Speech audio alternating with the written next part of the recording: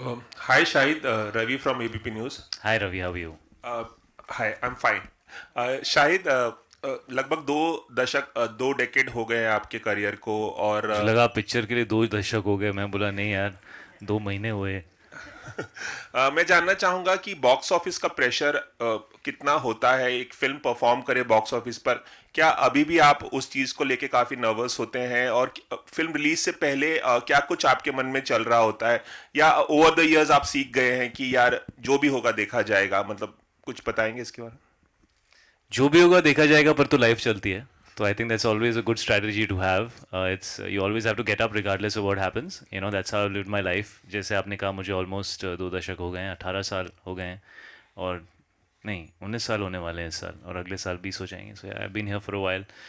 I don't feel that old, but I been here for a while. क्या है that actually, जो आपने सवाल पूछा वो थोड़ा कॉम्प्लेक्स है, बिकॉज आपकी फिल्म का जो पोटेंशियल होता है वो उसका जॉनर और उसकी रीच कितनी हो सकती है, उस पर डिपेंड करता है, यू नो। और अलग अलग सब्जेक्ट्स जो होते हैं, as you spend more time as an actor, at least मुझे थोड़ा वक्त लगा है समझने में।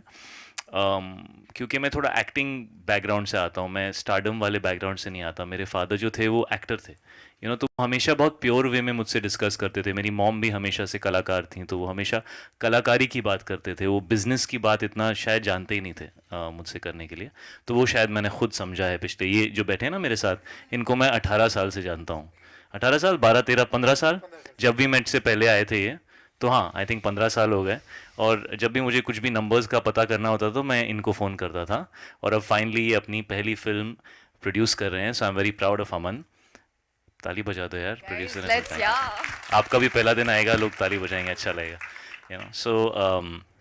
सो हमेशा नंबर्स ये मुझे बताते थे, और धीरे धीरे समझाते भी थे कि यू नो, अलग अलग जॉनर्स होते हैं, उनके लिए अलग अलग तरह की ऑडियंस होती है। मेरे लिए सबसे ज़रूरी ये है कि मेरी फिल्म की जो ऑडियंस है, मैं उसको मैक्सिमाइज कर पाया या नहीं। जितने लोग इस फिल्म या इस सब्जेक्ट को देख सकते थे, समझ सकते थे या इंटरेस्टेड होते, वो इस सब्जेक्ट को देखते हैं या नहीं। और मेरी फिल्म की क्वालिटी कितनी अच्छी है, बिकॉज जब फिल्म की क्वालिटी बेहतरीन होती है तो वो अपनी ऑडियंस से ज़्यादा बाहर तक जा सकती है। तो एक आपकी कोर ऑडियंस होती है, और एक वाइडर ऑडियंस होती है जो कोई भी अच्छी फिल्म देखना पसंद करती है। और तीसरी चीज़ है कि आपकी अपनी एक ऑडियंस होती है जो आपको पसंद करती है as an actor, you know. So it's a mixture of all these things. Of course box office is very important. मुझे यही लगता है अब कि मेरी जो भी फिल्म आए, वो मैं जितने ज़्यादा लोग उसको समझ सकें या रिलेट कर सकें, मैं चाहूँगा। क्योंकि कबीर सिंह के बाद एक वाइडर ऑडियंस बेस है, और बहुत प्यार मिला मुझे। तो एक्चुअली मैंने इस फिल्म को इसी पॉइंट ऑफ व्यू से बनाया कि जितना प्यार मुझे मिला, जितना इमोशनल मुझे फील हुआ, अगर मैं वो वापस ऑडियंस को इस कहानी के थ्रू, इस कैरेक्टर के थ्रू दे पाऊँ, कि जब वो फिल्म देखकर ऑडियंस बाहर जाए तो उन्हें लगे कि उनको एक यू नो एक होलसम फिल्म मिली, और कहीं दिल को छुए वो फिल्म। तो मैंने वो सोच कर ये फिल्म की है, बिकॉज एक्चुअली जब आप दिल को छू जाते हैं तो नंबर्स ना वो इम्पोर्टेंट नहीं होते, वो आ जाते हैं। लेकिन दिल को छूना बहुत इंपॉर्टेंट है। हम फिल्में शायद इसी वजह से बनाते थे, और अब भी बनानी चाहिए। शायद आपने पापा का जिक्र किया अभी थोड़ी देर पहले। One of the finest actors माने जाते हैं हिंदी फिल्म इंडस्ट्री के। एक चीज़ अगर मैं आपसे जानना चाहूँ कि आपने बेस्ट क्वालिटी क्या इम्बाइब की है अपने पापा से, बतौर एक्टर या बतौर सन, क्या बताना चाहेंगे? वो आपको डायरेक्ट भी कर चुके हैं पहले और फिर से काम करने का मौका मिला है, तो क्या कहना चाहेंगे एक बेस्ट क्वालिटी जो आपने इम्बाइब की उनसे? उनके अंदर बहुत सारी क्वालिटीज़ हैं, लेकिन एज अ प्रोफेशनल मैंने उनसे जो इम्बाइब किया है वो ये है कि मैंने उनका जो वर्क एथिक है, और जो अपने काम की तरफ एक एक इनोसेंस होता है, कि आप ऐसे हर चीज़ को अप्रोच करते हैं जैसे शायद आपकी पहली फिल्म है। वो मैंने अपने डैड में देखा है। वो कभी ऐसे नहीं बिहेव करते कि अब तो मैं प्रोफेसर या प्रिंसिपल हो गया हूँ। वो हमेशा स्टूडेंट की तरह ही हर फिल्म को, हर कैरेक्टर को अप्रोच करते हैं। और उनके जैसे दिग्गज कलाकार अगर इतना हम्बल रह सकते हैं, तो हमारी क्या औकात। मैंने यही सीखा है। Hello, Shahid sir, in front of you. What's up brother? Yeah. So the trailer 2 is also looking fantastic. So congratulations to the thanks team. यार, पहले किसी इंसान ने रिस्पॉन्स तो दिया। हम लोग तो ये सोचे जवाब तो दे देंगे, पर लगा कैसा। Yeah, so I M no. So happy you like it, thank you. Being a cricket fan, it's look fantastic and अभी तो यंग हूँ फिर भी रिलेटेबल लग रहा है. तो या सो माय अभी तो क्वेश्चन. यंग हूँ, मतलब शादी नहीं हुई तेरी? नहीं बिल्कुल शादी के बाद सडनली ओल्ड हो जाएगा तू, देखना तो। नहीं. Okay. So the question is cricket में टाइमिंग बहुत इंपॉर्टेंट होता है. एंड जैसे कि हमने देखा कि मूवी एक 2 बार पोस्टपोन हुई, दिसंबर में, फिर अभी 14th। खैर आज के टाइमिंग क्लैशेस के बारे में तो छोड़ ही देते, बट मेरा क्वेश्चन यही था कि मूवी में दिखाया गया है जो आप कैरेक्टर प्ले कर रहे हैं, क्या आपको लगता है कि करियर में भी एक शिफ्ट लाने के लिए टाइमिंग बहुत इंपॉर्टेंट होता है?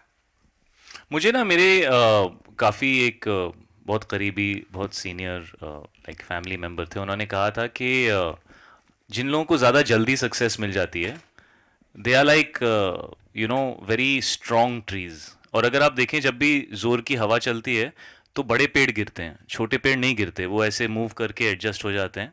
और बड़े पेड़ जो होते हैं जो बहुत स्ट्रांग होते हैं वो गिर जाते हैं because they don't know how to be mobile, you know. And उन्होंने यही कहा था कि जब आपको जल्दी सक्सेस मिलती है तो आपको समझ ही नहीं आता कि ज़िंदगी में कभी कभी यू नो टाइम के साथ थोड़ा एडजस्ट करना ज़रूरी है।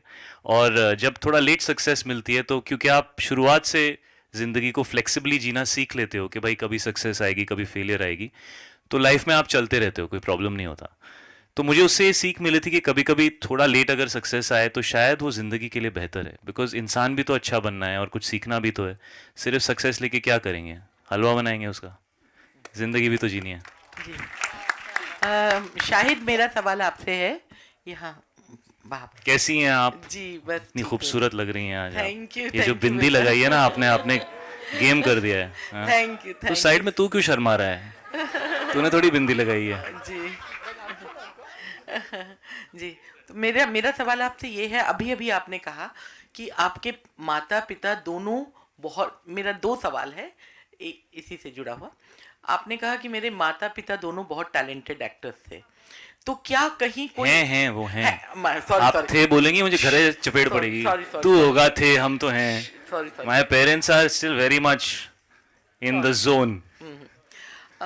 दोनों बहुत अच्छे टैलेंटेड हैं। Thank you जी। तो क्या कहीं जो आपने कहा कि उससे कम मैं होड़ नहीं दूंगा, जो आपका जो डायलॉग है, और आपके आपकी आप क्योंकि आप खुद पिता बन चुके हैं, तो क्या आपके बच्चों, जैसे किट्टू ने आपकी पूरी जिंदगी बदल दी एक जर्सी को लेकर, उसी तरह क्या आपके बच्चों ने कुछ ऐसा किया जिसने आपको कुछ आप में बदलाव लाया?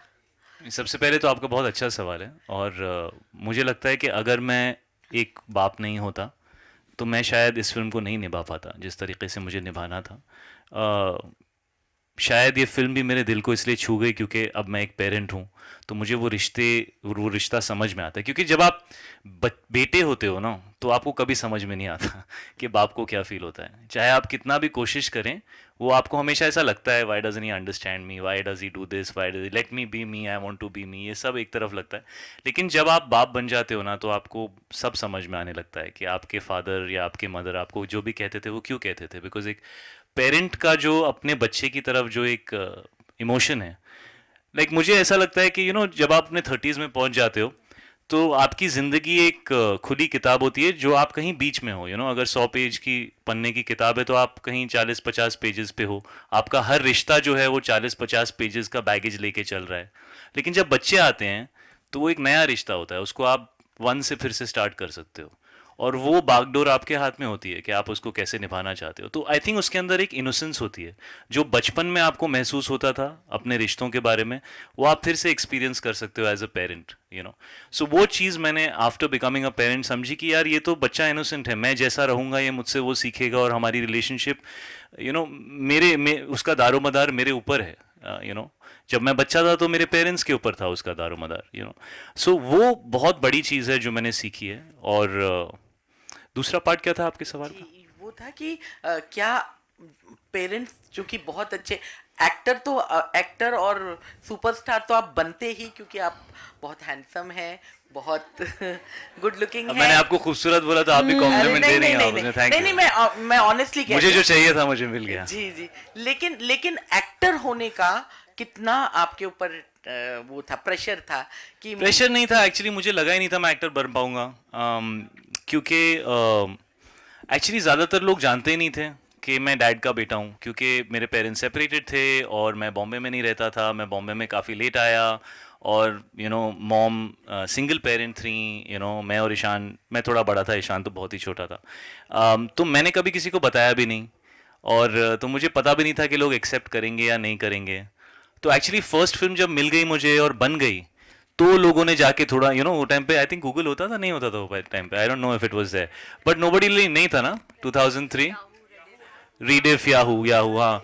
तो वही तो सर्च इंजन्स आई थिंक इतने नहीं थे, तो लोगों ने जाके पता किया कि ये कौन है, तो पता चला अच्छा ये है। तो वो एक्चुअली मेरे डेब्यू के बाद हुआ।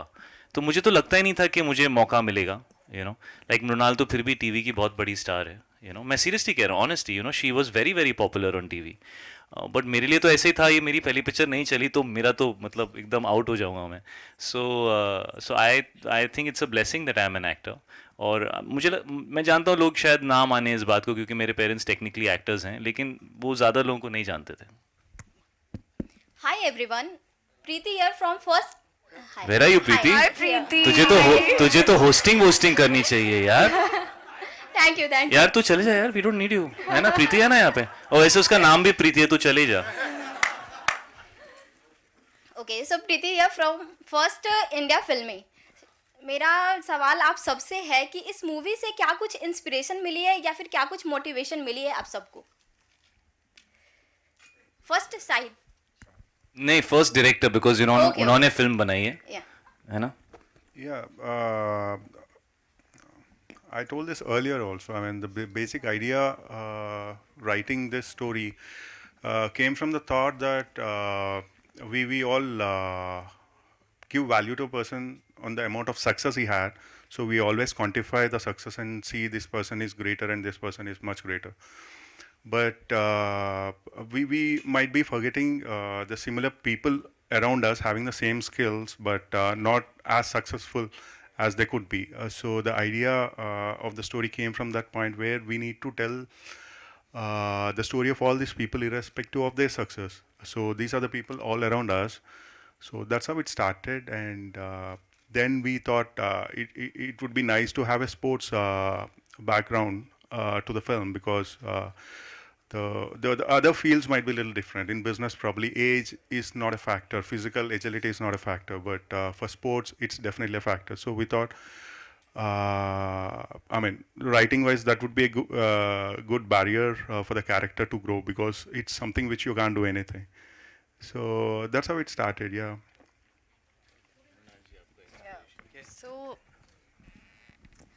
like मैंने पहले भी कहा, हमारे ज़िंदगी में वो एक इंसान हमेशा होता है जो हमें पुश करता है। कई बार हमें हमारे फैमिली से सपोर्ट नहीं मिलता, जो हमारे करियर चॉइसेस है। आई एम श्योर इस रूम में काफ़ी सारे लोग बैठे होंगे, उनको अपने फैमिली से सपोर्ट नहीं मिला होगा। It doesn't mean that you don't love your family. We all are permission, like I am a permission child. जब तक मुझे परमिशन नहीं मिलती है, मैं 100% नहीं कर पाऊँगी।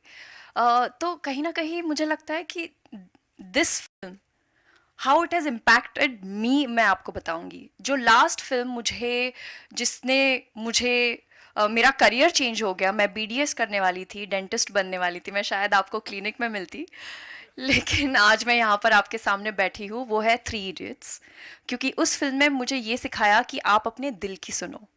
वैसे ही अगर जब मैंने यही कहा कि मुझे किसी भी मतलब I just want to be a part of this film, क्योंकि इस फिल्म ने there something within me moved.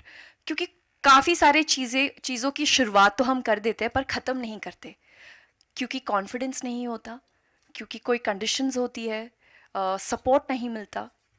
तो इस फिल्म में ज़रूर आप देखेंगे कि किस तरह से अर्जुन तलवार वापस वो अपनी जर्नी शुरू करता है। उसी तरह से मैंने भी अपनी जर्नी वापस शुरू की थी 2-3 साल टीवी के छोड़ने के बाद। सो फॉर मी कहीं ना कहीं मैं अर्जुन को, अपने आप को वहाँ पर देखती हूँ, मैं बुलबुल को वहाँ देखती हूँ, मैं सोनिया को वहाँ देखती हूँ कि there is that one thing which will always be around you, a person, your friend, your teacher, your child, your grandma, your friend, whoever that be. मेरी एक रिक्वेस्ट है आप लोगों से, जब आप ये फिल्म देखेंगे अपनी पूरी फैमिली के साथ, तो प्लीज़ एक फ़ोन उस इंसान को ज़रूर करना और कहना कि थैंक यू टुडे। क्योंकि जब मैंने फिल्म देखी दिसंबर में, तो मैंने अपने डैड को बोला कि dad thank you for giving me this life, for giving me this opportunity. पूरी दुनिया मेरे एक्ट्रेस बनने के खिलाफ थी, लेकिन आज मैं उन सारी फिल्मों का हिस्सा बन रही हूँ। बाकायदा जर्सी एक ऐसी फिल्म जो आपके अंदर का जो पैशन था वो जिस भी कारण बुझ गया हो, वो it will ignite the fire within you. That's what this film has done to me.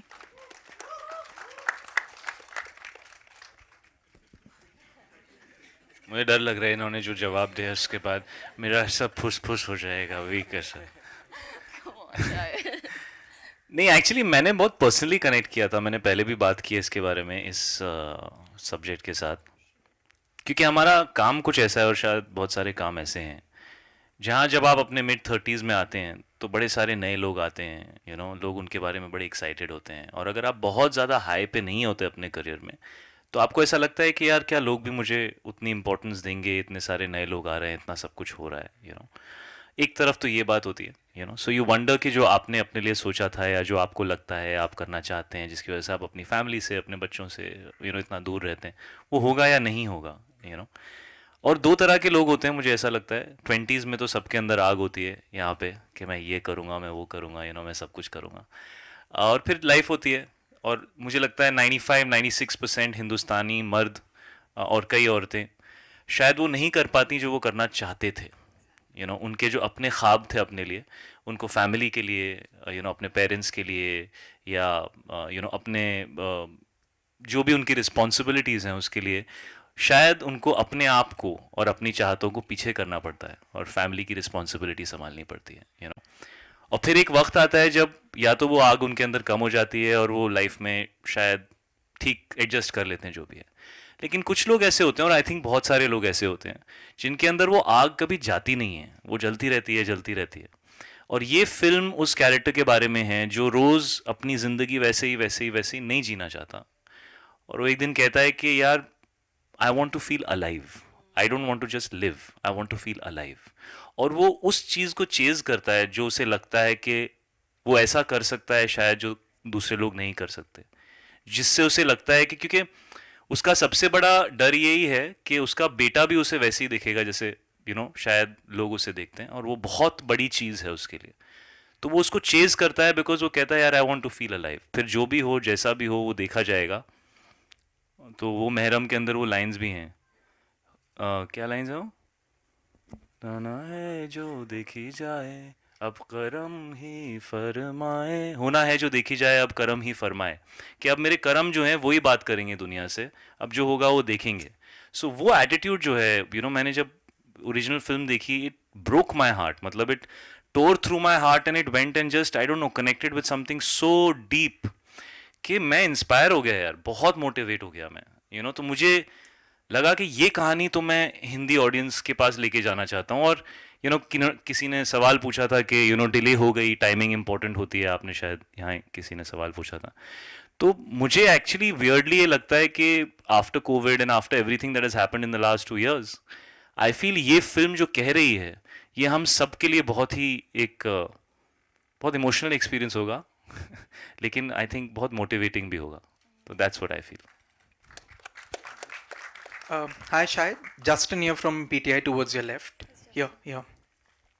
What's up, Justin? Hi. Hi. Shahid, so much of Jersey is about a man who bounces back after being written off. As an actor, was there ever a phase, Shahid, where you felt that a section had written you off? तू बता यार, तूने right of किया होगा, तू बता दे। No, I you guys do such deep analytical studies of our careers that we also never thought those things that you guys write. तो तुम बताओ। No, but as an actor, I तो never thought कि मेरा career ख़त्म हो जाएगा। मैं बहुत बेशरम और बहुत थिक स्किन था। I was like मैं कर सकता, नहीं तो मैं नहीं होता ना। अगर मैं ये कहता हूँ हमेशा, and I really mean this, in the 20s, when we are in our 20s, we don't have perspective of reality. We look at everything in a very idealistic manner, and we have a lot of adrenaline and a lot of passion and a lot of drive inside us. So we keep pushing hard for things that a lot of times are very like they probably won't happen, but you keep pushing, and I think that's how my life was. I mean, I've done everything thinking मैं कर लूँगा when everybody else looks at you and says ये कैसे होगा, so I have always lived my life like that कि अगर कोई ना बोलता है तो मुझे करना ही पड़ेगा।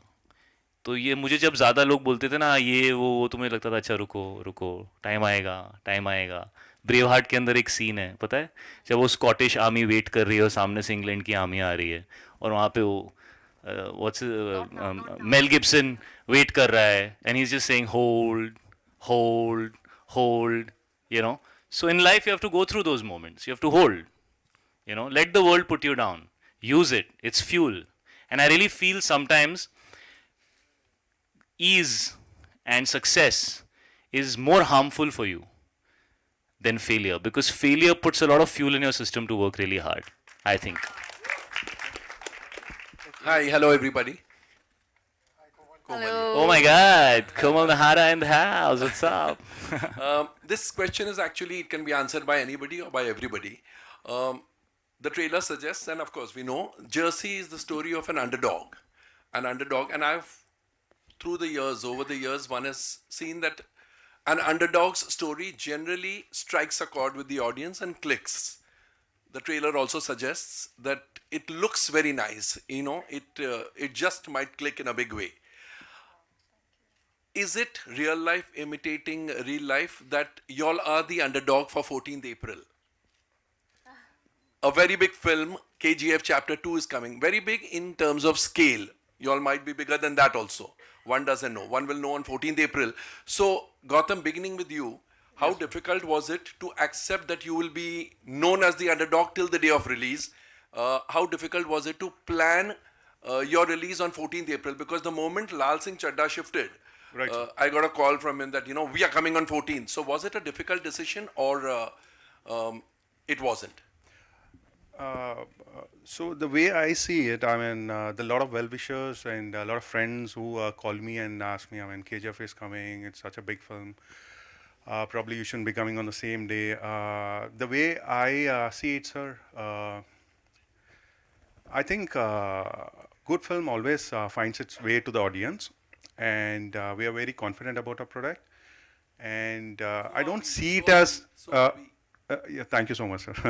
I don't see it as KGF versus Jersey. I see it as KGF and Jersey, because I think both the films have enough space. And I mean, the pandemic has done a lot of bad things, but if I can say one good thing, I mean, it brought us the entire fraternity and industry together. Every Friday, we want every film to work, and the same way I want KGF to work, because, yeah, because we are so happy. Gangubai worked, Triple R worked, Kashmir Files worked, and we want KGF to work, and we want Jersey to work. So yeah, I think we have enough space for both the films to work, and the audience get a better option. So we're happy for that. Yeah. Thank you. Well, I'm so happy to meet you, first of all. Thank you, so am I.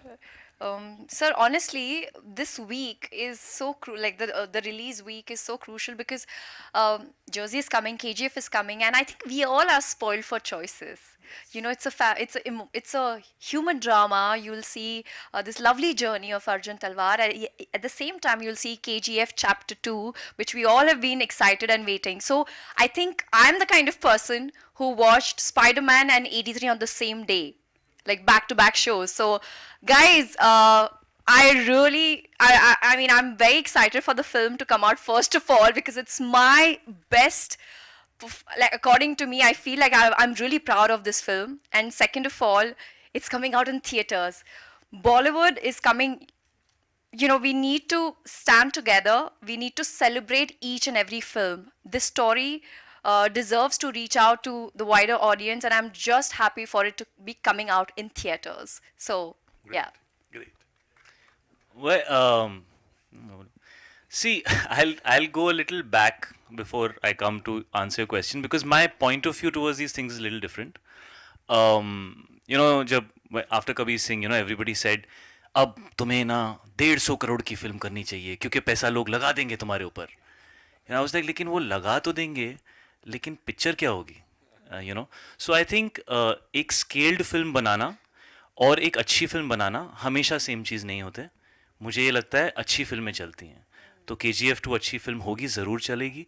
Jersey अच्छी film होगी, ज़रूर चलेगी. Film अच्छी होनी चाहिए. और दूसरा, यार, मैंने जो सिनेमा देखा है, जो मैं बड़ा हुआ हूँ, बिकॉज मेरे लिए पॉसिबल था ना बड़ी फिल्म करना, अभी भी पॉसिबल है, क्यों नहीं कर रहा मैं, ये क्यों कर रहा हूँ. तो मेरा एक पॉइंट ऑफ व्यू है, इसलिए मैं उसको फॉलो कर रहा हूँ. I am chasing the heart of a film. I'm not chasing the size of a film. Because to me, the heart of the film is the size of the film. The size of the film is just a platform for a film, And of course, it's nice to see it on the big screen. So I don't come from that kind of thinking that बहुत सारा पैसा खर्च करो तो बहुत सारी audience आएगी. I think Hindustan एक ऐसी country है who are very smart कि यार अगर कम में अच्छा काम होता है तो मैं ज़्यादा क्यों दूँ, तो मैं तो बचपन से ऐसे ही बड़ा हुआ, मेरी यही थिंकिंग है. और मैं तो हमेशा डरता हूँ एक्चुअली बहुत हाई बजट फिल्में करने से, बिकॉज मुझे ऐसा लगता है कि उसमें हर चीज़ आपके हाथ से निकल जाती है, बहुत सारे फैक्टर्स होते हैं. आई थिंक लोग फिल्म बनाते हैं, तो मेरी रिलेशनशिप इन 4 लोगों के साथ है, जो 3 लोग इंक्लूडिंग मी 4 जो अभी स्टेज पर बैठे हुए हैं. और अगर हम साथ में मिलके एक फिल्म की कहानी को समझ के, उसकी इमोशनैलिटी को समझ के, और हम किसके लिए फिल्म बना रहे हैं, क्यों बना रहे हैं, समझ के एक बहुत ही टाइट वे में काम करें, तो शायद उसका जो रिजल्ट होता है वो बहुत पोटेंट होता है. ऐसी मेरी थिंकिंग है. हैविंग सेड दैट, मैं हमेशा देखा है छुट्टी के टाइम जो भी 2-3 पिक्चरें आती हैं और यही 4 सवाल होते हैं, वो आएंगे तो आपका क्या होगा और आप आएंगे तो उनका क्या होगा. लेकिन सब फिल्में छुट्टी पे जो नॉर्मल उनका कलेक्शन होता है उससे बेहतर करती हैं, क्योंकि छुट्टी पे देखिए क्या होता है, एक ऑडियंस है जो हमारी फिल्म देखना चाहती है, एक ऑडियंस है जो भी दूसरी फिल्म आ रही है वो फिल्म देखना चाहती है, लेकिन एक ऑडियंस है जो फिल्म देखना चाहती है.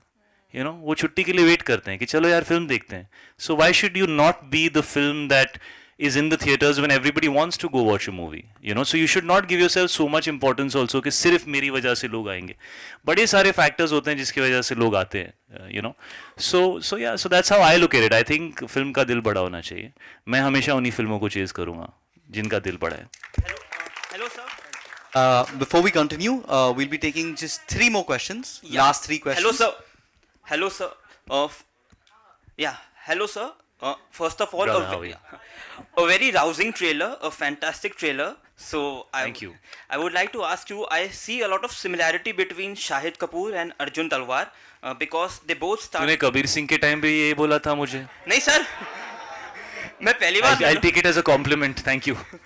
because they both start off with a bang, then there is a slight slump, and then they both surprise one and all in their 30s. He on the cricket pitch and you on celluloid with Kabir Singh. So I want to ask you, did you channelize your own ups and downs of your career to portray the angst, the happiness, the emotions of Arjun Talwar? Yes. You've noticed very, very correctly. My heart is very close to Arjun Talwar's character. I can relate to him tremendously. Like I said, when you're in your 30s as a man, the responsibilities that you have, that transition from being a boy to a man, only happens after you become a family man. Till then, you're a boy. When you have those responsibilities, when you have a family, when you have children, when you put other people in front of you, then when you chase your dream and you don't let them down, that is being a man. बाकी सब वो time pass है, चलता है, hey, cool, yo, bro, ये सब ठीक है, वो 20s में मैंने भी किया है. But I respect the men who know how to balance everything, and Arjun Talwar is a guy who has to look at his family. And it's a very emotional journey of a character. And I don't know, like I connected with it very closely. So there is a lot of Shahid in Arjun Talwar. Yes, there is. Okay. Sir, at your center, sir, your dad is one of the most finest actors. And what is his verdict on your performance in Jersey? You ask him. Now, what has been the feedback he has given you? My dad is a man of very few words, and I don't know, actually. We haven't been able to chat because I've just been promoting. It's been so busy, and usually we do our screenings, closer to the release of the film. So when we see it together, I will be standing nervously like a student, and hopefully he'll say a few nice words. But as of now, I don't know what he thinks about me. I hope it's good. Shahid, Lipika here. आपके पास mic आ गया. What's your take on remakes? And I had spoken I have done two. Yeah, but I had spoken to Nani. He says that Shahid is a brilliant actor, and he'll definitely do a good job. So, and also I asked him why. I agree with him. Yeah, even we know you're a good actor. I'm just kidding. Yeah, I know that. Okay, so you know everything. What should I say? Been here, no? So I know about you. So Nani was also of the opinion that I asked him, "Uski abhi ye Sham संगा Roy release हुई थी ना, तो I asked him कि why didn't you make it in Hindi also, so he said I love my pictures to be remade. But that's very magnanimous of Nani to say that. I mean, it goes to show that he's a pure artist, and he's not selfish about the content that he creates. And it's great for him to, wish well on Josie. I know you can be. I'm sure we all are a little, क्या कहते हैं? We are all little अपने काम के बारे में थोड़ा सा हम लोग को ऐसा होता है ना. You get a little possessive about it. But there are only that many stories, yeah. Deepika. So many films that are called remakes because they're official remakes. But I mean, so many films are like so many other films are like so many other films, and so you have to make it your own. And you shouldn't do a remake just because it was a hit. I think that would be just not a very inspired artistic thing to do. That would be a very calculative thing to do. I've always said that I did this film because it just hit me straight in my heart, and I felt like ye kahani to I want to tell to the wider audience because it motivated me tremendously. So this film is a very personal kind of thing for me, very personal. You had serious talks, so let me ask you your desire to work with Samantha. On a lighter note. My desire to work with Samantha? What about it? You want to work with her? You want to work with her? Shahid wants to work with I want to work with a lot of heroines, yes, of course. I had read somewhere, so I asked you. Oh, like that? Yeah. Yes, that was because it was related to Raj and DK and Family Man, and yes, of course. I mean, she's tremendous. Okay, my question to Gautam, for RR, the Telangana Hyderabad. I want to work with Allu Arjun also, but Achha, very I want to do that step with him that. And yeah, I want to do. Okay, you'll do. You'll like that? Good. When Obviously, I grow beard and do like this. Anything you do suits you. Audiences like you so much. Thank you. Okay, Gautam, in the south, they've increased the rates of the ticket for RR for 10 days, I suppose. Telangana and Hyderabad. Yeah, and I think also, so, ma'am. what about your jersey? Will you be enjoying the same status? Same status. The ticket pricing. Ticket prices. I'm really not So sure. I'll answer that I'm instead very of wrong person to. Ticket pricing is normally decided by the cinema themselves. It's not by the film because we bring the film to the cinema. Each cinema, depending on a holiday, depending on the film, they decide their ticket pricing respectively. Like City Mall is different than Icon. Juhu is different than Cinepolis. So everybody's different. They price it accordingly. So that's something that normally is a cinema decision. So it comes down like if there's a holiday weekend, they like to take a little spike. If it's a normal weekend, they keep it normal. So those are decisions they take. So it's nothing to do with the team over here. There was some problem, hiccups in the south about the tickets. No, that was a cinema decision. Yeah, he's a director, so he wouldn't know the commercial aspect of it. So he sticks to the creative. And normally it's the cinema owners saying big film or holiday film, we want to increase the pricing because we know audience is coming and get that footfall. Thank you so much. Well, hi. So my question, hi, Shatma this side from Home Bollywood. My question is from Mrunal. So जैसे कि शाहिद ने बोला कि मृणाल तो already TV की बहुत बड़ी star है. वेल कितनी बार ऐसा हुआ है कि शाहिद आपकी तारीफ करते गए हैं फिल्म की शूटिंग के दौरान. एंड शाहिद आपसे एक सवाल ये है कि एक सीन है फिल्म के अंदर जहाँ पे you are hugging your dad. बहुत ही इमोशनल सीन ऐसे हमें देखने के लिए मिल रहा है. But what was your thought while shooting that particular scene? Emotionally क्या चल रहा था आपके दिमाग में जब आप वो सीन शूट कर रहे थे तब? Before I answer, can I hug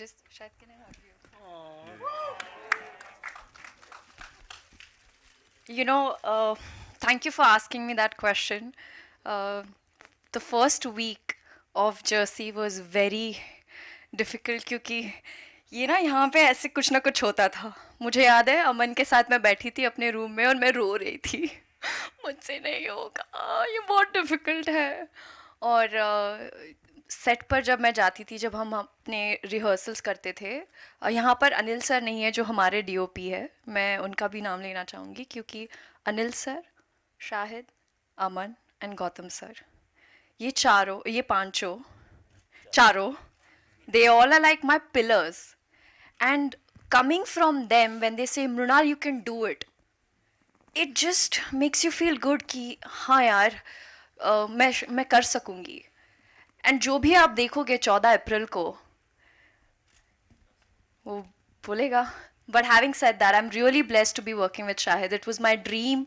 It's a dream come true. And I'm sure you all the girls are jealous out there. But मैं बहुत उनकी बड़ी fan रह चुकी हूँ. I've told him multiple times, and I will never ever get tired of how wonderful, how focused, and how secure actor he is. His performance is just, this performance, it blew my mind, and I'm the lucky one to be witnessing this behind the screens as well. And you know, बहुत वक्त लगता है chemistry buildup होने के लिए, लेकिन कभी भी शायद ने मुझे ये फील नहीं होने दिया that you know I've just started my career. He always treated me like a family, and I'm really happy to have him as a friend as well.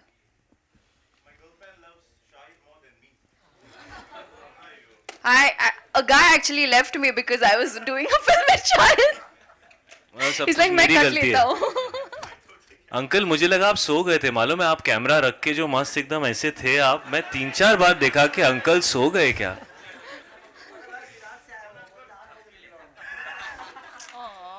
आप 8 बजे निकले सुबह में. सर मैं 7 बजे उठता हूँ सर, 6 बजे, कभी 5 बजे. Let me just finish answering her question. Well, it's always you know, this is the first time when I worked with my dad, I felt like both of us are men, both of us are professionals, and both of us are allowing each other to not bring the father-son angle on set so much. I think we used to find small moments where me and him would go on the side and spend father-son time. Sometimes it would be at lunchtime. Sometimes it would be when we were back in the hotel. But most of the times on set, I needed to be Arjun and he needed to be Coach Bali. And he let me do that, and I had the confidence and I think the experience to want to do that because, you know, we are there as professionals. Well, we would love to take more questions, but we're short on time, so that'll be the last question we'll be taking. Let this person take his last question. Just let him take the last question. Yeah. I don't think you remember. तू jealous हो रहा है क्या? Singapore से आए, इनसे क्यों सवाल पूछ रहे हो? Actually, I was lucky enough to be in the event where you were launched the Wax Museum in Singapore. And before that, I remember telling my girlfriend that Kabir Singh is going to be a blockbuster.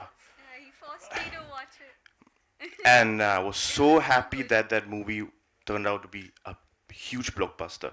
And today I told her the same thing, that Jersey is going to be a huge blockbuster again. Inshallah. And हम तुझे यहीं रख लेते हैं यार, तू Singapore मत He's जा. our lucky charm. And a few questions from the Singapore fans for you. Since they love you so much, they want to see you come Singapore one day. Because of COVID, it was so hard for. They are dying to see you in Singapore, and many of the fans there don't even understand a language like me, and we still love to see you on screen, and they would love to see you in Singapore again. Thank you so much, brother. Thank you for all your love. Yes. Thank you for being so supportive. Singapore is a beautiful place. Yes. I love coming there very often. And the minute things open up and, you know, travel becomes more relaxed, I will make sure that I come there. But thank you for all your support and thank you for all your positivity. Thank you, brother. And one more thing, last one. They told me to tell this. So we did a poll of the most loved actors from Bollywood, and Singapore voted you and Shah Rukh Khan. So they are dying for you. They call you the King Kapoor to be with King Khan on screen one day. Wow, thank you so much. It would be my privilege, but thank you so much. Thank you. Thank you. Well, thank you so much for everyone who joined us today. Thank you so much, Shahid, Mrunal, Aman sir, Gautam, for joining us. तुम लोग ना, जब मैं school में 4th standard में था ना, तो मेरे को 9th स्टैंडर्ड के बच्चे बहुत बुली करते थे. तुम लोग एकदम वही हो, मालूम है? क्या यार, ऐसे क्या यार? बेचारे को भी नाइस टू हिम यार. चेयर हटाओ बेटा, चेयर हटाओ. और कुछ डिमांड है सर आपकी?